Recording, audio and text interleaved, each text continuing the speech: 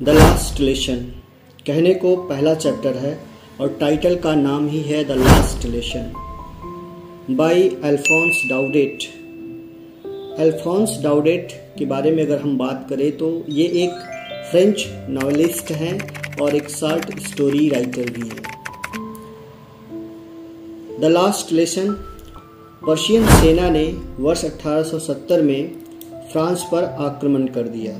सभी जर्मनी वासियों ने पर्शियन सेना का साथ दिया और फ्रांस की पराजय हुई। अल्सेस तथा लॉरेंस नामक फ्रांस के दो ऐसे क्षेत्र थे जिन पर पर्शिया का अधिकार हो गया था। नए पर्शियाई शासकों ने इन दोनों क्षेत्रों के स्कूलों में फ्रांसीसी भाषा को पढ़ाए जाने पर बैन कर दिया। इन क्षेत्रों में फ्रांसीसी भाषा पढ़ाए जाने वाले अध्यापकों को छोड़कर जाने के लिए कहा गया। इस कहानी में ऐसे ही एक फ्रांसीसी अध्यापक के अपने स्कूल का अंतिम दिन का वर्णन किया गया है और यह दिन उस अध्यापक द्वारा पढ़ाया गया लास्ट लेसन है। इस कहानी के कैरेक्टर्स की बात अगर करें तो इस कहानी में मुख्यतः दो कैरेक्टर देखने को मिलते हैं। पहले हैं एम हैमल जो एक अध्यापक हैं फ्रांसीसी भाषा के, और दूसरे पे हैं फ्रांज जो एक स्टूडेंट है। तो बिना समय वेस्ट किए let's start this summary of this chapter. The last lesson फ्रांसीसी लेखक अल्फोंस डाउडेट द्वारा लिखी गई एक लघु कहानी है। यह कहानी एल्सेस लॉरेन के एक छोटे से गांव में सेट की गई है जिसे जर्मनी ने अपने कब्जे में ले लिया। कहानी फ्रांज नामक एक युवक फ्रांसीसी लड़के द्वारा सुनाई गई है जो इस तथ्य से बहुत दुखी है उसे और उसके सहपाठियों को उनके मूल फ्रेंच के बजाय स्कूल में जर्मन सीखने के लिए विवश किया गया है। कहानी उस सुबह से शुरू होती है जिस समय फ्रांज स्कूल के लिए बहुत देर से रवाना हुआ और उसे डांट पड़ने का बहुत ज्यादा दर्द था, विशेष रूप से इसलिए क्योंकि एम हैमल ने कहा था कि वह सभी छात्रों से पार्टिसिपल के विषय में प्रश्न करेंगे तथा फ्रांज को पार्टिसिपल के बारे में कुछ भी ज्ञात नहीं था। फ्रांज चाहता तो अपने दिन को बचाने के लिए बाहर जा सकता था, खुले मैदानों में खेल सकता था, जंगल की तरफ जा सकता था और बाकी चीजों का एंजॉय कर सकता था, लेकिन फिर उसने सोचा कि मैं अपने सर को फेस कर सकता हूँ, मुझे नहीं जाना है। अंततः वह स्कूल की तरफ रवाना हुआ। जिस समय वह स्कूल की तरफ जा रहा था रास्ते में उसने देखा टाउन हॉल के पास काफी भीड़ लगा हुआ था और वहां पर एक बुलेटिन बोर्ड लगा हुआ था। बुलेटिन बोर्ड मीन्स होता है सूचना पट, जहां पर विभिन्न प्रकार की सूचनाएं दी जाती थी उस समय की। फ्रांस को देखकर काफी आश्चर्य होता है कि आज आखिर ऐसा कौन सा न्यूज होगा जिसे देखने के लिए यहाँ पे इतनी सारी भीड़ लगी हुई है। तभी उसको किसी ने पुकारते हुए कहा, जो एक ब्लैक स्मिथ है जिसका नाम वाचर है, जो अपने अप्रेंटिस के साथ वहां पे मौजूद है, और वह उसे पुकारते हुए कहता है don't go so fast, you will get to your school in plenty of time. कहता है तुम बहुत तेज मत भागो, तुम समय से पहुंच जाओगे।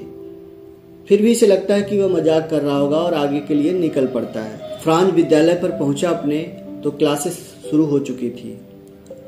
एम हैमल क्लास में मौजूद थे, सारे बच्चे शांत थे, क्लास का माहौल पूरा सन्नाटा छाया हुआ था।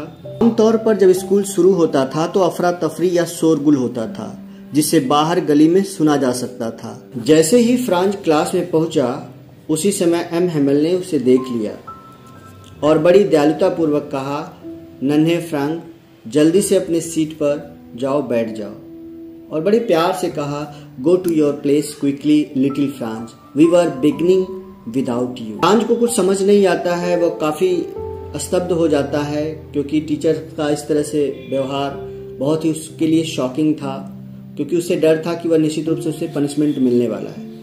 फिर भी इन सब बातों को इग्नोर करते हुए वह अपने सीट की तरफ तेजी से उछला और जाकर अपने सीट पर बैठ गया। जिस समय एम हैमल कुर्सी पर बैठ रहे थे उसी समय उन्होंने कहा, बड़े गंभीरता पूर्वक कहा कि my children this is the last lesson I shell give you.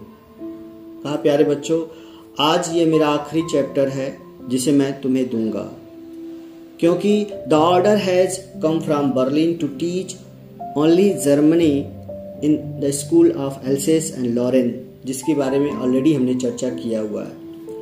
उन्होंने यह भी कहा the new master comes tomorrow, नए अध्यापक आपके कल आएंगे। This is your last French lesson, I want you to be very attentive. उन्होंने कहा यह मेरा आखिरी लेसन है और मैं चाहता हूं कि आज तुम लोग बहुत ही ध्यान पूर्वक इस कहानी को, इस चैप्टर को रीड करो। जैसे ही यह बात फ्रांज को पता चला, वह काफी स्तब्ध हो जाता है और उसे बहुत ही अजीब सा फील होने लगता है। कहता है कि वे शब्द मेरे लिए बिजली की कड़कड़ाहट की तरह थी। अब मुझे जो किताबें मुझे एक बोझ लगता था, आज मुझे वो सारी किताबें मेरे दोस्त लगने लगे थे। जिस अध्यापक को मैं सनकी समझता था, आज वो मेरे लिए काफी प्रिय हो चुके थे, क्योंकि मैं इन दोनों को छोड़ना नहीं चाहता था। एम हेमल अपने आखिरी लेसन को स्टार्ट करते हैं। जो सबसे आश्चर्य वाली बात थी उस दिन, M Hemal beautiful green coat पहने हुए थे और उनका जो शर्ट था वो फ्रिल्ड शर्ट था और उसके साथ साथ लिटिल ब्लैक सिल्क कैप भी पहने हुए थे जिसमें एम्ब्रॉयडर्ड था। यह शर्ट वो प्रायः निरीक्षण तथा पुरस्कार वितरण के दिनों के अलावा कभी नहीं पहनते थे। यह बात उसके लिए काफी आश्चर्य था।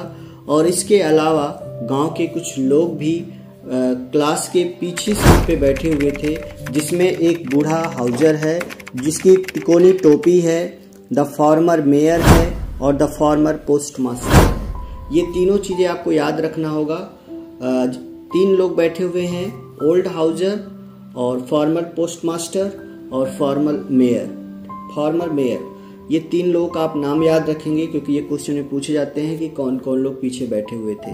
इसके अलावा गांव के और भी कुछ लोग थे जो लास्ट लेसन पढ़ने के लिए उस कक्षा में मौजूद थे। फ्रांज कहते हैं कि जिस समय वो अपना लास्ट लेसन पढ़ा रहे थे, इतनी शालीनता के साथ, इतने धैर्य के साथ पढ़ा रहे थे कि उनके द्वारा पढ़ाया हुआ हर एक चीज हम लोगों को समझ में आ रहा था। ऐसा लग रहा था कि आज हमारे सर सारे चैप्टर को सब कुछ पढ़ा कर जाएंगे, हमारे दिमाग में सब कुछ बैठा कर जाएंगे। या फिर फ्रांज को लगने लगता है कि ये भी हो सकता है कि इसके पहले मैंने ये चैप्टर इतने ध्यान से नहीं सुना होगा, या इतने ध्यान से हमारे सर कभी पढ़ाए नहीं थे, इतने प्रेम से, इतने धैर्यपूर्वक। एम हेमल बताते हैं अपने लास्ट लेसन में, उन्हें समझाते हैं, भाषा का महत्व बताते हैं कि हमें अपने लैंग्वेज को नहीं छोड़ना चाहिए, क्योंकि हमारी पहचान ही हमारी भाषा होती है। और वो आगे यह भी कहते हैं कि आप लोगों की जो पढ़ाई इस बीच बाधित हुई, कहीं न कहीं इसके लिए जिम्मेदार मैं भी हूं और तुम्हारे पेरेंट्स भी हैं। कहते हैं your parents were not anxious enough to have you learn, they prefer to put you on to work on a farm और at the mills so as to have a little money, and I have been to blame also. कहते हैं have I not often sent you to water any my plants, flowers, instead of learning your lessons, and when I wanted to go fishing, did I not just give you a holiday? इस तरह से वो अपने आप को भी blame करते हैं और उनके पेरेंट्स को भी कहते हैं कि तुम्हारे माँ बाप तुम्हारी पढ़ाई के लिए इतने परेशान नहीं हैं, क्योंकि वो जानते हैं कि तुम्हें किसी न किसी फॉर्म पर लगा देंगे और चंद पैसे तुम कमाओगे, उनके लिए लाकर दोगे। वो इसके लिए बहुत ज़्यादा एक्टिव नहीं है। अंत में एम हेमल अपना लेसन पढ़ाने के बाद रिटन वर्क देते हैं और पूरा क्लास शांतिपूर्वक रिटन वर्क करता है। क्लास पूरी तरह से शांत था और इसी के साथ साथ कुछ ग्रामर के भी वर्क देते हैं। अंत में एम हेमल अपनी कुर्सी पर बैठे हुए होते हैं और अपनी पूरी ताकत इकट्ठा करके वो खड़े होते हैं। कुछ बोलने जा रहे थे, बट उनके मुख से कोई आवाज़ नहीं निकल पाती है। फिर भी वह एक चौक उठाते हैं और लिखते हैं vive la France. Then he stopped and learn his head and leaned his head against the wall. फिर वह रुक जाते हैं और अपने सिर को दीवार की तरफ झुकाते हैं, विदाउट ए वर्ड, और बिना कोई शब्द बोले। With all his might he wrote as large as he could, और वह बोर्ड पर जितना बड़ा उनसे हो सका उतना बड़ा अक्षरों में उन्होंने लिखा। क्या लिखा? वाइव ला फ्रांस।